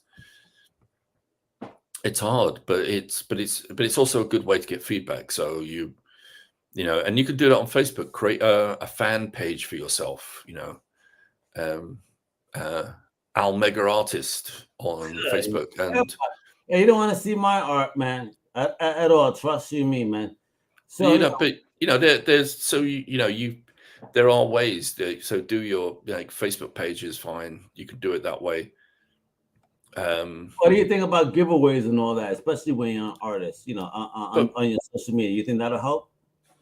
But again, there's no point in giveaways until you've got an audience to give away to. Gotcha. I mean, some of the big number to consider an audience, numerically when you look at your social media, or you look at engagement. Are you looking at numbers or engagement? Both. You like it's if you have your Instagram account, you can set it so that you actually get to see how many people saw it, because it's always interesting. Because if you just purely look at how many people liked it, that isn't any indication of how many people have actually seen it. Okay. And most people scroll too fast that they can't even bother to double tap it. Yeah. They'll look at it and scroll, and they've seen it. Because if you do a good thing is just I mean, just do if you look at the story aspect of Instagram, where you post an image and it's only up there for 24 hours. So that way you can see exactly who's looked at it. And so you immediately go like, oh, okay, it was up there for 24 hours and 50 people saw it. That means that 50 people bothered to actually, because it's a separate thing. So you actually have to click on it. So that means that 50 people were actually willing to click on that to look at it, which is different from the regular stream. Because if you look at the regular stream on it, it's just a scroll, you scroll. But the story aspect is along the top, and you have to actually click on that separately to see it. Yeah. So if people are clicking, if you've got 50 people looking at it, chances are they saw your little circle symbol at the top that you've got a story there, and they clicked on it. So that starts to give you an indication. And the more you do that, if you start to see that grow, so again, it's about consistency. If you keep posting, that's the magic. That's the magic, folks. Consistency. Nothing else. Don't post one piece of artwork, and if you don't get sort of 1,000 likes or 500 views, don't go, oh, I'm giving up. It's like, no, you've got to just keep at it and keep at it. Absolutely. And you can post other things, but think about who you are and what you want to be known as. So if and what you think your audience is like. So often you can be funny, you're humorous, post memes and things like that. But remember, one person who may see that meme may think it's hilarious. Somebody else may see that meme and go like, that's insulting. Oh yeah. So it's something it's something you got to be careful with. And what do you feel about using those open source and Creative Commons resources to access tools and content for projects? I mean, and one of the things I'm going to have to bring up is that cursed, 2-letter acronym of AI. No, see, AI is something where I can see the possibilities as a tool for a artist. Artists, writers, everybody. I mean, if you're talking about for ideas, the chat bots where you've got writing, but again, it's basically it's you're asking your computer or phone to scrape somebody else's work off the internet that's remotely associated with your idea. So that's what you're doing. All you're doing is depends on the AI you use, because there are AIs that will not allow you to say in the style of or do this, that. They actually ask you to kind of come up with names, impressionist, this, that, the other, and kind of make you work in the prompt. And no, I mean, but you see, but that's ChatGPT. I don't know, yeah, they get a little shady, but I'll say for Bard from Google, I'll give them enough respect that you cannot do anything in the style of or whatever, but you could definitely bring up style. But everything, yeah. But you see, even if you don't ask, it's still going to go out scraping artwork. All it's doing is just going to you've just widened the parameters. The same that's all. Said about music. Yeah, it's music. For example, AI music is already out there. AI music. All right, so let me say this though. This is my prompt.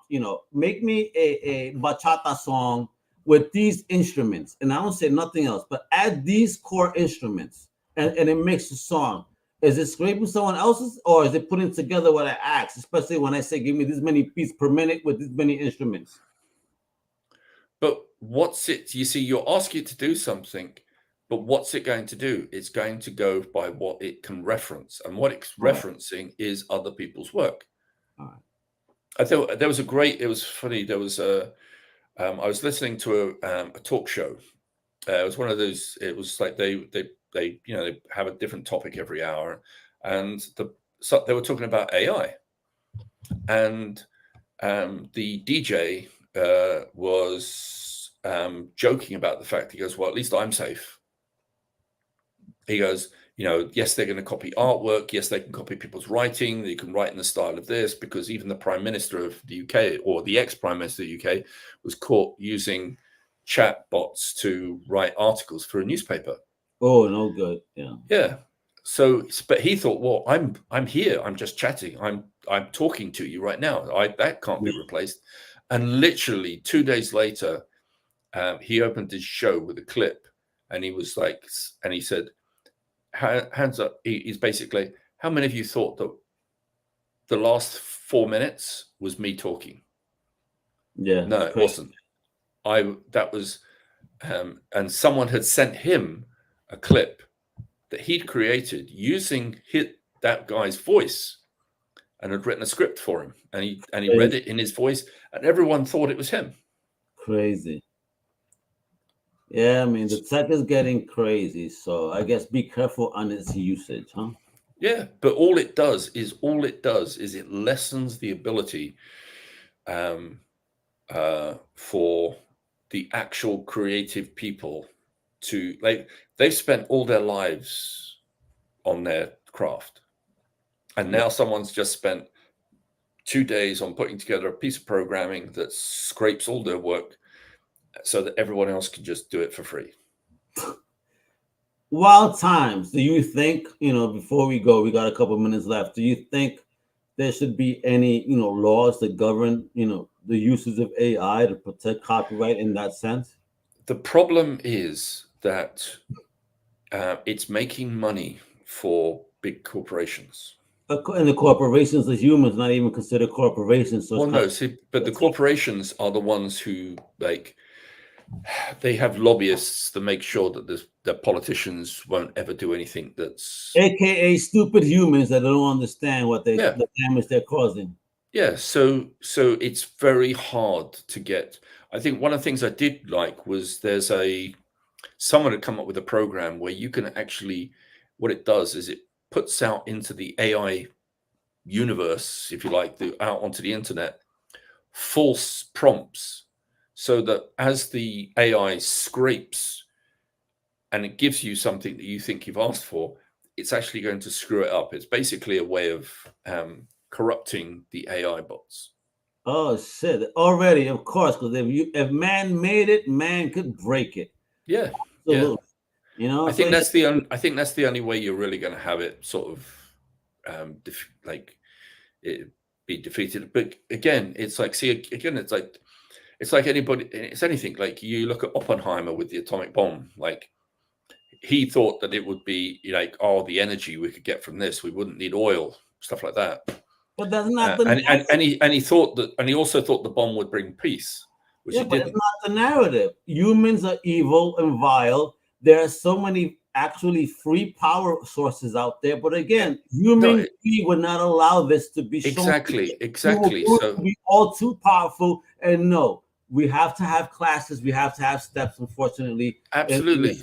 and it So sucks. we've learned by that. So if you look at AI, and if you looked at it as in a reasonable way, you could say, so for artists, like I could ask AI, like if I'm like, someone like Dave Johnson, Frank Cho, or someone like that, and said like, and I'm like, okay, here's the brief I've just got from DC. You can ask AI to give you 4 different designs, and you can actually ask it to do it in your own style, and it will give you 4 roughs in your style. And then what you've got is it's done part of the work for you because it's scraped your own artwork, fed back some ideas, and then you can actually take one of them and go, do you know what? I like this one, but I need to change this. And then physically you then draw out the way you want it. And then you send it off to Marvel or DC and say, here's my cover sketch. And stuff like that, it would help as you give it prompts, because again, you're giving a brief. You usually get a brief. You're not actually, some people get to do whatever they want, but they usually want some sort of brief. So you can give that to the AI and it can help. So in that way, it could actually be a tool. And I have actually seen some people who are genuinely having great fun with it. They're not trying to monetize it. They've got their Instagram feed and they're producing some actually very cool visuals, but they're not trying to monetize it. They're not trying to sell the images, and they're enjoying what they're doing. And so from that aspect of it, I'm like, well, that's fine. But the moment someone switches to like, oh, you want to buy a print of that? Yeah, well, you want to buy? Oh my God, no money. Yeah, but again, some people are comfortable with the idea of, okay, well, it's used somebody else's artwork in this. Yeah. But hey, it's my version, so it's okay. No, it's not okay. And we're gonna, folks, we're gonna have to continue. We're gonna have to stop here, folks. We've been here 2 hours, or just about. Yeah. So we could continue this in the next show. But again, you hear this, right? There's so many things to discuss when it comes to the independent creative narrative. So many things to think about, so many things to navigate, so many tools. It's like a cake. There's so many different ways of cutting into it. And you've been in it for a minute, bro. And I mean, you've been in it before internet, post internet, you know what I mean? And it's like you really provide value in your commentary because you've seen it from both perspectives, you know what I mean? And it is both. But it is also hard. Like when you ask someone who's been in the industry a long time, even if you've been in 5 years these days, 5 years is a long time these days. In those years, yeah, that's the what, 10, 20? Yeah, but it's very hard because the thing is, things move and change all the time. So when someone says like, oh, how did you get into the industry? And it's like, well, I could tell you, but it's not going to help you because the industry, I literally knocked on someone's door. Oh, so he knocked on a door like old school. Look with big toes, you know. Yeah, so brown pants looking like Al Bundy. Yeah, I just walked in the door with my portfolio uninvited. So we're a thug. But that's kind of, you can't do that anymore. Like it's harder, like more and more now you find when you go to a convention, it's harder and harder to have someone look at your portfolio. Like I see all the time, I see these people walking with their portfolios, and that you might have walking around somewhere like San Diego, you might have several hundred people there with portfolios, and an editor sets up like, okay, well, I'm looking at portfolios, but he's only going to look at them for half an hour. And he's going to, if he spends like 10 minutes with each person, he can only see 3 portfolios. Yeah, absolutely. You see, because you can't, I mean, I've looked through so many portfolios, and there's nothing I hate worse than like if I see a long line, I'm going like, look, I only have an hour. Yeah. Like, and you all deserve time. So for me to be able to sort of stand in front of your portfolio and just quickly go, okay, well, that's really cool. Yeah, not what I'm looking for. I want to be able to give you feedback. I've heard complaints. I saw somebody, a big shout out to the big homie Jimmy Palmiotti, but somebody has said he was like talking about, hey, hit me up if you want some advice. And some guy, well, I tried to give you advice, but you just looked at my joint and said, yeah, draw 200 more pages. He goes, what type of advice is that? But you know what? Maybe you need to get a little bit better. Yeah. I mean, maybe we could maybe at one of these days we could just do a short podcast just about how to put together a portfolio and how to approach people with it. I would love that, and I think creators will love that because listen, I think the purpose of it in the Comic Crusaders, especially having somebody with your expertise and just experience, in the field, we got to use this as a tool because we want everybody to succeed. But let's get the steps right in order for you not to embarrass yourselves in theory, or at least look like look at how unprofessional. No, listen, we got somebody here with amazing experience and advice for you guys. Definitely listen. We're not saying we're the pros, but we're saying we could definitely, hopefully, help you navigate this a little bit easier. And hopefully present a little bit more professional image to what you're doing. And if we're a part of that story, we will love it. Right, Dave? Any last words before we go? No. Yeah, man, because those last words will last another hour. That's why. Yeah. I'm not saying anything more. Mm-hmm. Yeah, we're going to come back again, but I hope you've enjoyed the return of the ICC. We miss you, Chris, for sure. Yep. Hopefully we'll get you back on. He's a writer now. He's a full-fledged writer. Yeah, I know. He's too busy, but hopefully we'll get him back on, even as a guest, to just parlay, especially when he's on to his next book. Get him talking about his new book. Yeah, he's on his new book, his 4th. I mean, what growth since we met him, right? On his 4th already. Yeah. God bless, bro. I love you, homie. God bless you in this journey, and we're here for you always. And with that, mi gente, you know what it is. Tune into Comic Crusaders, ICC on CC, and a whole bunch of other stuff. Follow my man Dave at DEEV Elliott, on Instagram, and then properly spelled on Instagram, but DEEV on X, not Twitter, folks. Get used to it, all right? Well, I'm that everywhere. So even if you get me on Blue Sky or Threads, Instagram, look at Dave learning all this technical stuff now too. He ain't that old, folks. He's trying to show you. Yeah. See, it's a full-time job for yourself, just trying to actually sort of, building that audience. It's just like, it's a lot. You know what? Maybe that's what we'll talk about. Building the audience next time, and just again, a little bit of navigation, and and again, if you're an introverted person, learn that you have to kind of extrovert yourself a little bit. But we'll get into all that. I used to be an introvert. Yeah, right. Me, Mr. Webber, no fucking way, right? No way. Webber, that's right. I can't. Now, there's no way you were ever introverted, mate. Oh yeah. I listen. Yes, I was, but it's okay because I had to get out the box for my Crusaders and for amazing creators. Like, if someone's gonna step up, why not me? Fuck it, yo. I'll do it. I ain't scared. Thank you, Dave. Thank you, fellow Crusaders from all over the world. We love you. We appreciate the support. Thanks, Al. Thanks, Al. All right. Take care, everyone.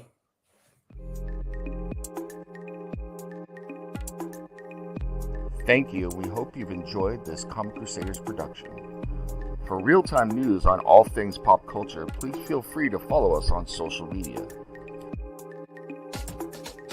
For articles, original content, merchandise, and more, please go to www.comiccrusaders.com. Also follow along with all of the websites in the Comic Crusaders family. As always,